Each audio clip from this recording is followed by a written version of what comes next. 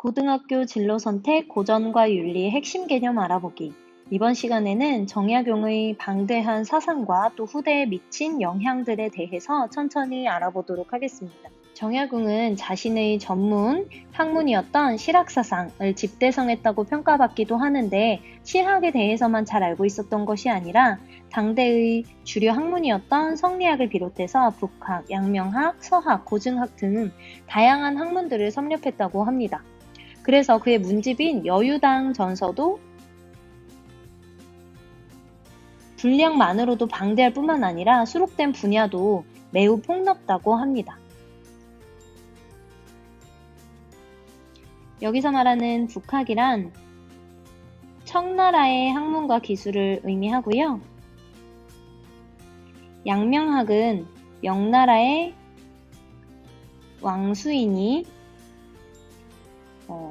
집대성한 학문이라고 보시면 됩니다. 그 다음 서학은 서양의 학문이나 과학, 기술, 문물을 의미하고요. 마지막으로 고증학은 조금 더 실증적인 고전 연구 학문이라고 보시면 됩니다. 그래서 이러한 다양한 학문들을 모두 섭렵했다는 것만으로도 정약용이 얼마나 지적으로 우수했는지 알 수 있겠죠. 다양한 그의 업적 가운데 가장 눈여겨봐야 할 부분은 바로 인간에 대한 관점과 개혁에 관련된 논의라고 보시면 됩니다. 먼저 인간에 대한 관점을 한번 살펴볼게요. 정약용은 그 당시 성리학에서 주장했던 성증리라는 용어를 거부하였습니다. 성증리라는 건 우리의 본성이 곧 이치라는 걸 의미하는데요. 저번 시간에 다룬 맹자의 성선설처럼 우리 인간의 본성은 도덕성을 타고났다는 것을 의미합니다. 하지만 정약용은 마음이야말로 인간이라는 존재의 실체라고 봅니다. 마음이 속성인 성은 선을 조화하고 악을 싫어하는 기호일 뿐이라고 주장을 하는데요. 이 이론이 바로 성기호설입니다.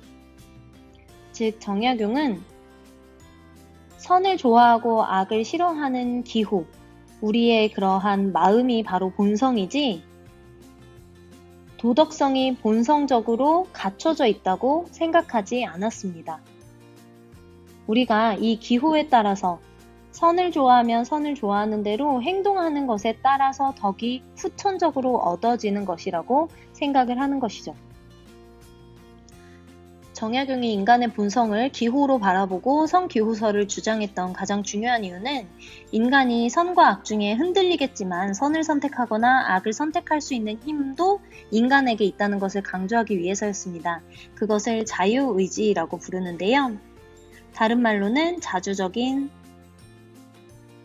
선택의지라고 부릅니다. 조금 더 자세히 이야기해볼게요.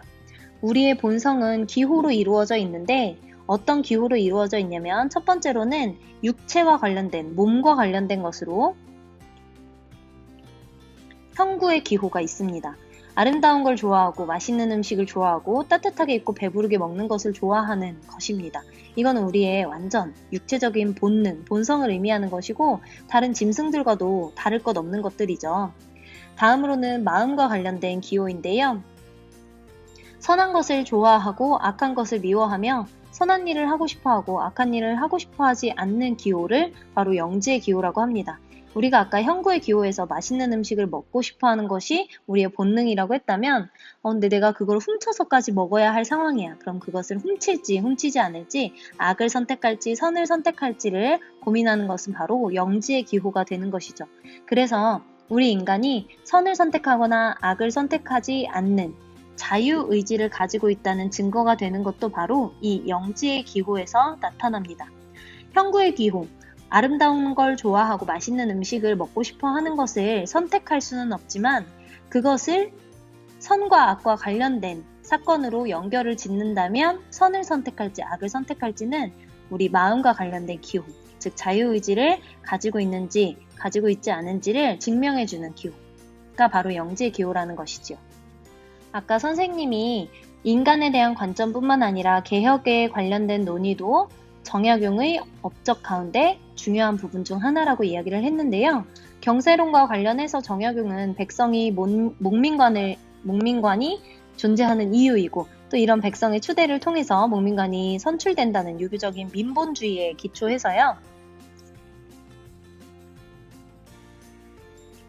백성의 바람을 외면한 부덕한 통치자는 그냥 놔두는 것이 아니라 몰아내는 것이 마땅하다, 정당하다는 논리를 펼쳤고요. 또 백성들의 터전인 토지 문제에 대해서는 일정한 경계의 땅을 공동으로 소유한 후에 내가 경작한 만큼만 가져가는 여전제를 주장하였습니다. 즉, 일정한 경계 내의 땅을 공동으로 소유하고 또 그 안에서 경작을 해서 생산물이 나오면 작업량에 따라서 분배를 하는 거죠.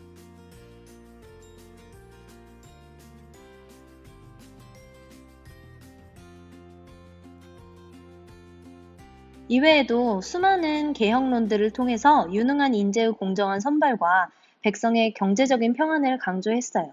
그리고 이러한 경세론이 잘 담겨있는 서적이 일표이서라고 불리는 우리 지금 배웠던 목민심서와 경세유표, 흠흠신서입니다.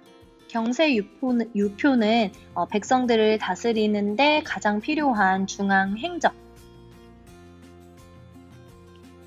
이 행정에 대한 개혁론을 담고 있는 책이고요. 그리고 이 책에서는 부강한 국가, 즉 강하고 부유한 국가가 되기 위해서는 기구와 권리들이 좀 줄어들어야겠죠. 그리고 세금 제도와 과거 제도도 어떻게 개혁해야 될지도 생각해야 되고 상공업의 발전을 목적으로 자연을 어떻게 이용할 것인지 조금 더 실용적인 부분에 대해서도 담고 있습니다. 그리고 흠흠신서는 죄수를 다루는 일을 담고 있는 책이에요.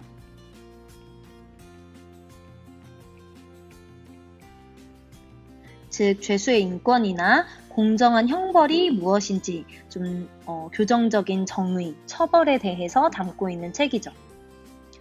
이 1표이서에는 모두 국가와 백성에 대한 정약용의 고뇌가 담겨 있습니다. 특히 경세유표에는 백성들의 고달픔을 근본적으로 해결하려면 국가 체제를 개혁해야 한다는 조금 크고 웅대한 구상들이 수록되어 있기도 한데요. 이 책의 서문에서는 경세에 대한 정약용의 생각이 잘 나타나 있습니다. 우리나라의 법은 고려법을 따른 것이 많았는데 세종 때에 와서 조금 줄이고 보탠 것이 있었다. 그 후 임진왜란 이래로 온갖 법도가 무너지고 모든 일이 어수선하였다. 군영을 여러 번 증설하여 나라의 경비가 탕진되고 전제가 문란해져서 세금을 거두는 것이 공평하지 못했다. 재물이 생산되는 근원은 힘껏 막고 재물이 소비되는 구멍은 마음대로 뚫었다. 생각하건대 택에 터럭 하나만큼이라도 병통 아닌 것은 없는 바 지금이라도 고치지 않으면 반드시 나라가 망한 다음에라야 그칠 것이다. 이러하니 어찌 충신과 지사가 팔짱만 끼고 방관할 수 있을 것인가. 여기서 군영은 군대가 머무르는 곳을 의미하고 전제는 땅에 대한 제도를 의미하고요. 또 병통이라는 것은 아픔을 의미합니다. 그리고 여기 오타가 하나 났는데 태계가 아니라 대계입니다. 대계. 정약용은 이렇게 경세유표 책의 서문을 통해서 군영이나 전제 그리고 재물이 소비되는 구멍이 뚫려있는 이런 국가의 상태를 얼마든지 개혁해야 한다. 그래야 나라가 약해지지 않고 가난해지지 않는다라는 것을 강조하였는데요. 이러한 개혁 의지가 조선 말기에 이건방 같은 학자에게 영감을 주기도 하였고요.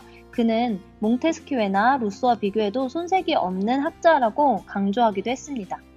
그의 사상에 대한 관심은 개혁에 대한 것이다 보니까 개화기에 들어와서 관심이 더 높아지기 시작했는데 특히 박은식 그리고 정인보와 같은 독립운동가들은 정약용의 사상이나 역사의식으로부터 많은 영향을 받았다고 합니다. 이때 박은식 선생님은 혼사상에 대해서 이야기하시기도 했던 임시정부의 2대 대통령이시고요. 정인보 선생님은 얼사상에 대해서 이야기하셨던 분입니다. 그리고 정약용의 사상을 주제로 해서 국제학술대회가 많이 열리기도 했고요. 유네스코의 2012년에 헤르만 헤세, 드뷔시, 루소와 함께 다산 정약용을 세계 문화인물로 선정했다고 합니다. 이렇게 전통문화 그리고 외래 문물의 종합을 꾀하고 또 정신적인 도덕문화, 물질적인 경제생활 이런 것들을 조화시키려고 했던 새로운 사회 질서의 이상을 추구했던 정약용의 사상을 현대적으로 어떻게 해석하고 활용해야 할까요? 가장 중요한 것은 이 나랏일을 하는 공직자의 마음가짐과 또 국민들을 사랑하고 국민들이 이 나라의 근본이라고 생각하는 마음가짐이 아닐까 싶은데요. 오늘도 열심히 들어주셔서 감사하고요. 정약용의 목민심서는 여기서 마치도록 하겠습니다. 수고하셨습니다.